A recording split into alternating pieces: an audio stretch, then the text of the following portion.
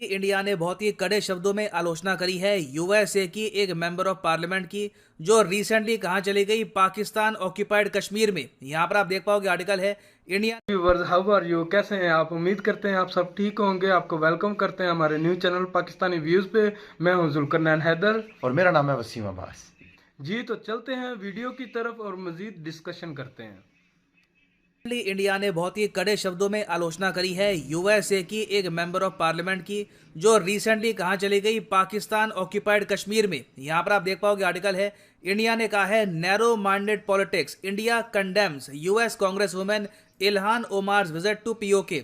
देखिए, Ilhan Omar USA में जो पार्लियामेंट है, जिसको ये लोग कहते हैं कांग्रेस, तो कांग्रेस में जो भी मेंबर होता है उसको कांग्रेस मैन या कांग्रेस वुमेन कहते हैं। तो यूएसए की कांग्रेसमैन रिसेंटली गई पाकिस्तान में विजिट के लिए, जो नॉर्मल बात है। पाकिस्तान में काफी बार यूएस के ऑफिशियल जाते हैं बातचीत करने के लिए, मगर इल्हान ओमार ने एक, आप कह लीजिए, जियोपॉलिटिकल एक रूल सा ही बन गया था, वो तोड़ लिया है। इन्होंने पाकिस्तान ऑक्यूपाइड कश्मीर को विजिट करके इंडिया यूएस रिलेशंस में एक दरार डालने की कोशिश करी है, और इसलिए भारत के विदेश मंत्रालय के स्पोक्समैन ने यह कहा है कि इल्हान ओमार ने जम्मू कश्मीर का जो इलीगली ऑक्यूपाइड एरिया है बाय पाकिस्तान, ये विजिट किया है।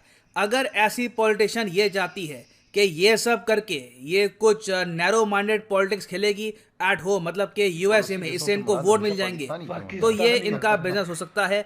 मगर हम ओपनली कहते हैं कि यूएसए की मेंबर ऑफ पार्लियामेंट ने भारत की टेरिटोरियल इंटीग्रिटी को वायलेट किया है, और इसलिए हम कड़े शब्दों में निंदा करते हैं इस एक्ट की। ये मैं कहूंगा, इंडिया ने इतना अग्रेसिवली कभी भी किसी भी यूएस के मेंबर ऑफ पार्लियामेंट के अगेंस्ट स्टेटमेंट नहीं दी है। तो डिस्कस करते हैं इस टॉपिक को कि यहाँ पर इशू क्या है, इल्हान ओमार की हिस्ट्री क्या रही है। बहुत कुछ आपको जानने को मिलेगा, मगर आगे बढ़ने से पहले आपसे क्वेश्चन पूछूंगा। क्वेश्चन यहाँ पर यह है कि भारत बहुत ही जल्द एस्टैब्लिश करेगा एक virtual network centre on quantum computing किस यूरोपियन देश के साथ। इसकी अनाउंसमेंट एक दो दिन पहले हुई थी। आपको बताना है कि किस कंट्री के साथ इंडिया एस्टैब्लिश करेगा ये virtual network centre, France, Germany, Finland या फिर Sweden.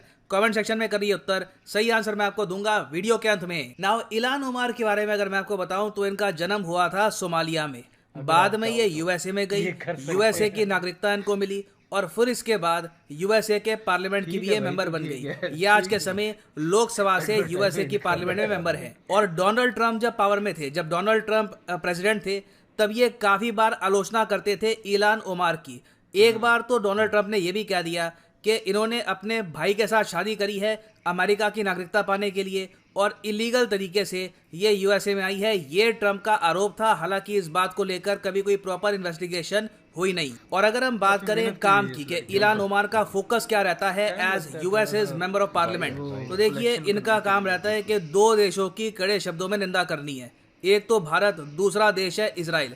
Ilhan Omar, by the way, मैं आपको ये बता दूं, second Muslim female member of parliament है यूएसए की। वैसे अगर इनका फोकस रहता, ये मिडिल ईस्ट में पीस कायम करने पे फोकस कर सकती थी, इब्राहिम अकॉर्ड्स को और ज्यादा प्रमोट कर सकती थी, मगर इन्होंने चूज किया है कि ये बस इजराइल और इंडिया की आलोचना करेंगी। और इंडिया ने जब आर्टिकल 370 रिमूव किया था, तब इन्होंने कड़े शब्दों में इंडिया के इस स्टेप के अगेंस्ट ट्वीट्स करी, स्टेटमेंट्स दी, और यहां तक कह दिया कि इंडिया में कुछ ऐसा कानून बन चुका है जिससे इंडिया में मुस्लिम होना ही एक अपराध है, जो अपने आप में फेक न्यूज है। इंडिया में ऐसा कोई कानून नहीं बना, मगर यहाँ पे आप देख पाएंगे इस तरीके से ये यूएस के पार्लियामेंट में बात करती हैं इंडिया के बारे में। But I ask, what about Modi in India?